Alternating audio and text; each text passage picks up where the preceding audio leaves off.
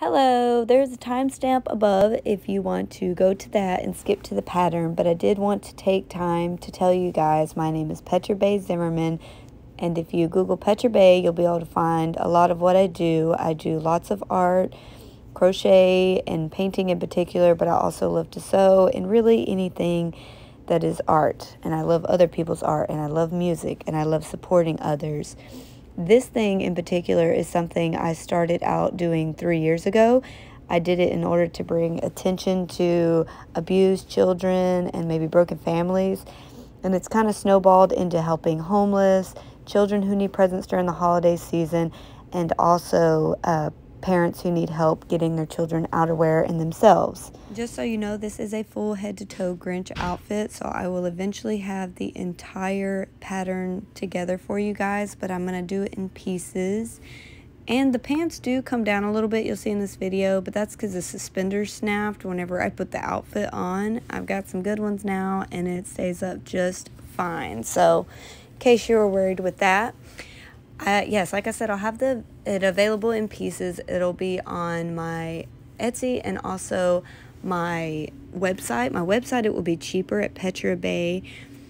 Google that and you'll be able to find the pattern, the mean one, gloves and everything. Make sure you buy the right size because there are 2 different sizes, small, medium, and extra large or large to extra large.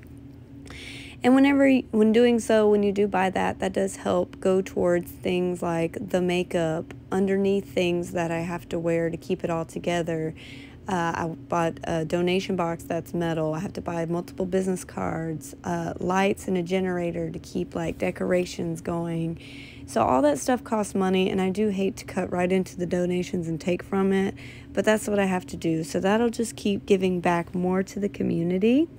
Ahead are some other goofy things while I give you some more information. These are all me doing different characters or putting on nice fun outfits that I've made in the past. I would love to do more videos, so do make sure to like, comment, subscribe, send love, send advice.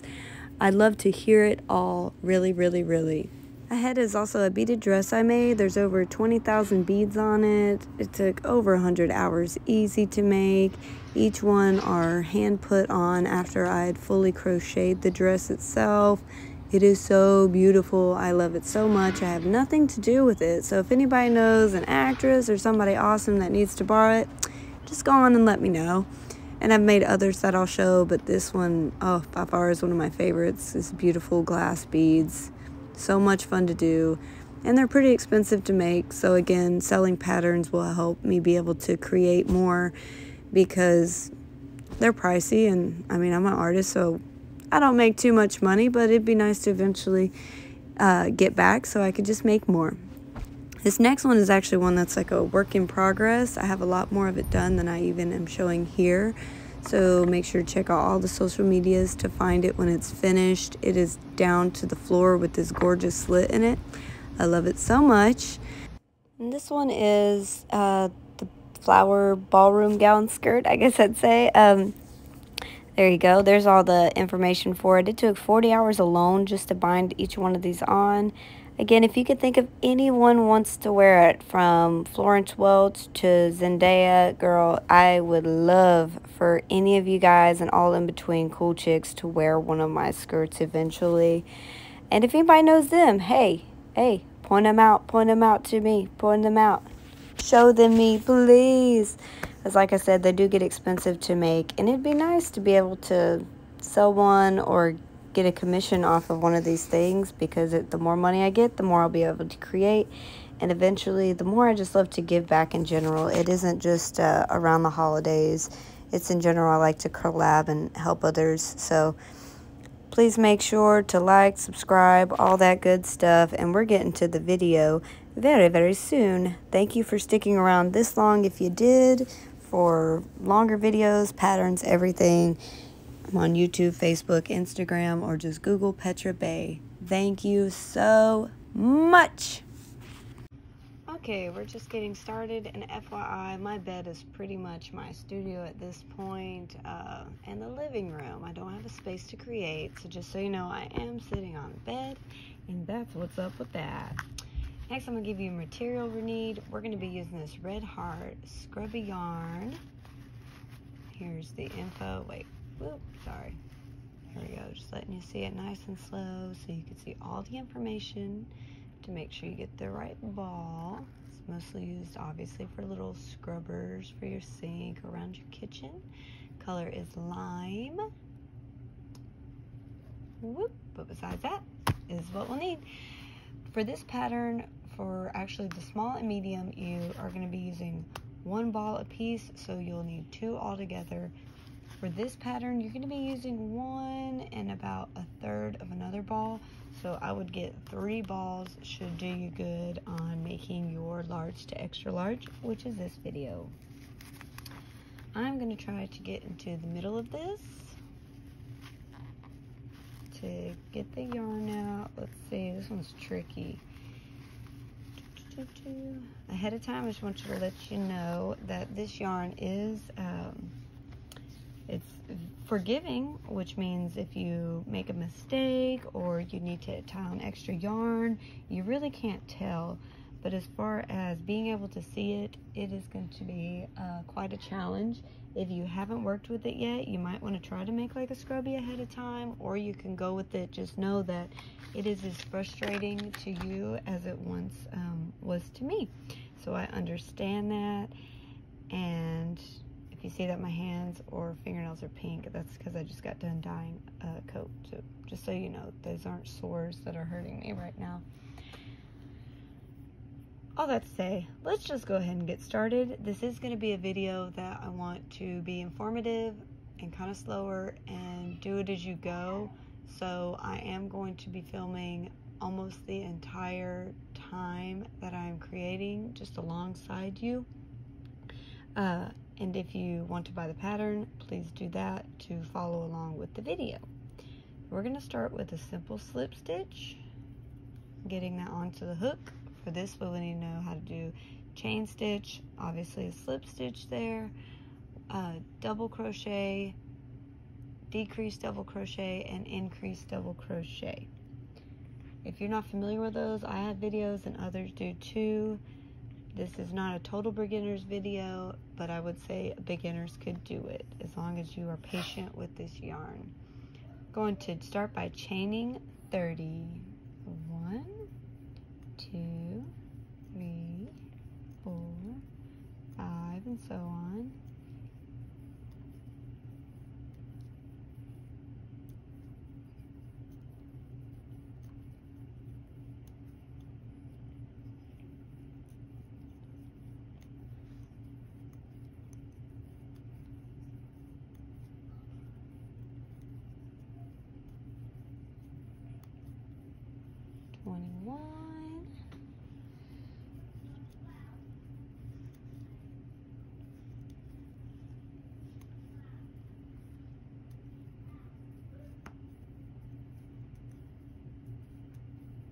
And 30. Again, this yarn is hard to work with. This particular part is very important. You need to try to get it as flat as you can. Yes, I'm seeing what you're seeing, and it is very hard to tell what is what. But if you can, try to twist it around to where you have the pattern flat, because you are going to slip stitch into this first chain that you made. And when you do that, you want to make sure it's not twisted here so that you can work flat all the way around. From this slip stitch, we are going to chain 2, 1, 2, and what I like to do is lay my tail along the chain, so I'm working over and under them to hide them. If you want to later to tie it off and cut it, that's fine, or weave it through. Just if you see mine disappearing and I didn't cut it, that's what I did. I worked it around and through. So what I'm going to do next is we are going to put in each one of these chains around a double crochet. Counting this chain 2 as one of these double crochets, you should have 30 once you are all the way around. So let me go ahead and put 1 double crochet right here. And see, there is 1, counting the chain 2, 2, 30 all the way to the end. And just so you know, yes, I feel your pain with trying to stare and figure out what is a chain, But like I said, it's very forgiving, and as long as you really don't have a big problem with actual OCD and it will bother you, you'll just have to really take your time and get in each one of those places, because it is tough to tell. Whoops, and I just lost some of my yarn. Hey, yeah, we're going to be going 30 all the way around, and then you're going to slip stitch into the top of that chain 2 space if you're already that far ahead of me.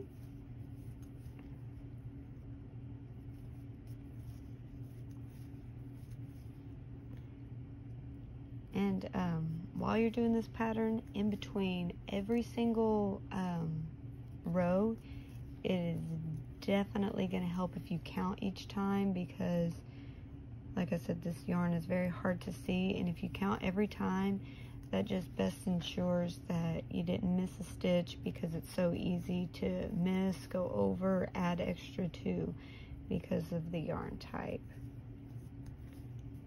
And because it's a glove, I mean, you have to get, there's finger holes and different size fingers and palm size, and you got a wrist you have to worry about. So although it's forgiving, you don't want to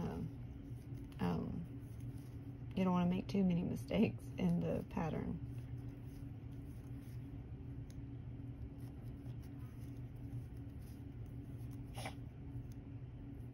If you hear any sneezing, my kitty has the mobile vet, is on the way to see him later. He's got a little bitty kitty cold that he just can't kick. So that's what's up with the extra sneezes.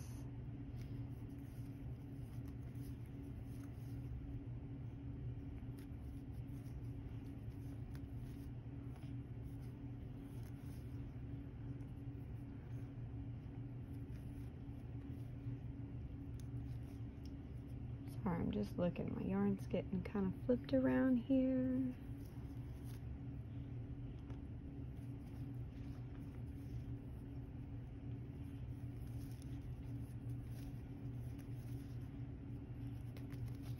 I got a little tangle already. Oh no.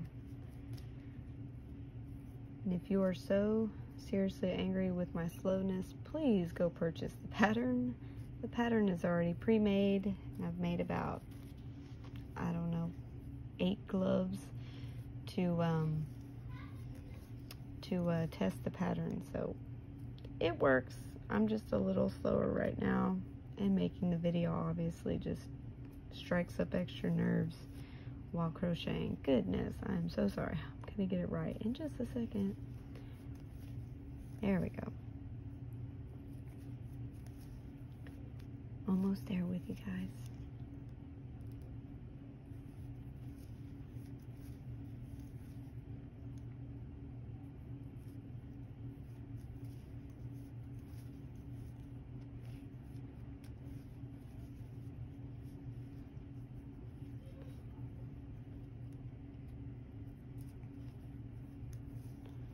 Alright, now I'm gonna count my stitches here. 1, 2, 3, 4, 5, 6, 7, 8, 9, 10, 11, 12, 13, 14, 15, 16, 17, 18, 19, 20, 21, 22, 23, 24, 25, 26, 27, 28, 29, and 30. And there we go, lining up really good there. And we're gonna, you could either do 2 things. You can slip stitch into this top chain 2 space. I have noticed that it gets really difficult with this yarn, so to make it easy on myself, I actually go in between that first double crochet and that chain 2. I go into that entire space to slip stitch like that, and I chain 2. You'll just have to be careful not to forget to kind of scoot over your chain and get right there on top of that first double crochet you did, like so. So what you're going to do now is, there's your chain 2, double crochet. You're going to double crochet into each stitch around for the next 1, 2, 3 rows. Meaning, right after we get done doing the same thing, which is double crocheting all the way around to each row 30. We want 30 all the way around, counting the chain 2 as one of those double crochets. We should end up with 4 rows all together, 3 of them being what we just did now. Alright, so I am at the end, and it actually helps to back the yarn up a little bit so you could see the rows a lot easier than it does if you kind of get close. I feel like I start getting a little, feels literally like I'm going cross-eyed trying to stare at it. So if I back it up, you could see the rows better. So I'm going to count 1, 2, 3, 4. We should be on our 4th row. All 30, each one of these rows should contain 30 around, counting the chain 2 as a double crochet. What we're going to do now is slip stitch again into that space or top the second chain, and we're going to chain 2. 1, 2, and then we are going to go into this next stitch with an increased double crochet, which means you crochet once into that space, and then you're going to put an extra one into that same space, hence called increase, adding double crochet. And then the next 2 double crochets, we're going to just crochet once, double crochet once, and double crochet again, like we were doing earlier, but then 2 double crochets into the same one. So this next one will be an increase. There's 1 double crochet, and put another one into that same exact space, and I'll lift it up and bring it to you. It's kind of, if you've ever done the V-stitch, it's like doing a V-stitch, but there is 2 in 1, 1 by itself, 1 by itself, 2 in 1. And this is actually going to be the pattern you're going to do all the way around. And at the end of this, if you're already ahead of me, you're going to end up with 40 all together.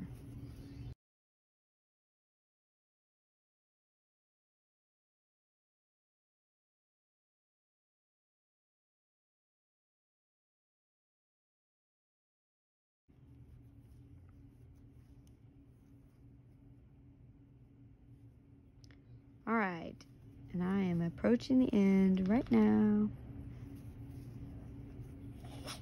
And as I approach the end, I will have 1 extra space left over.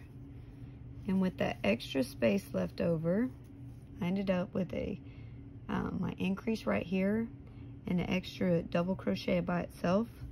So I'm going to put 1 double crochet by itself right there, and then slip stitch into this space.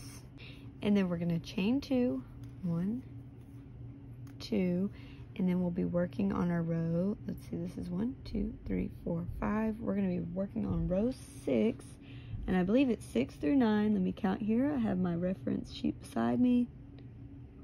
Yes, for the next 4 rows. So row 6, 7, 8, and 9.